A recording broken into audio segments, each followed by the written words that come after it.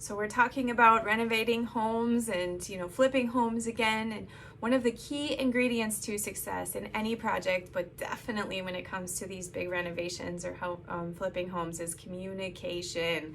So the communication needs can vary based on the structure of your project. So, you may need to communicate with a contractor that you're working with or multiple contractors, or you may need to communicate with material vendors, or if this is something you're doing with friends and family, you're definitely going to want to communicate with them. But I just recommend communicating with anyone and everyone in the project. And I'm talking like to the point it feels like over communication, because no matter how well you pre-plan something like of this scope, there will be hiccups, there will be things that change, there will be life events that happen.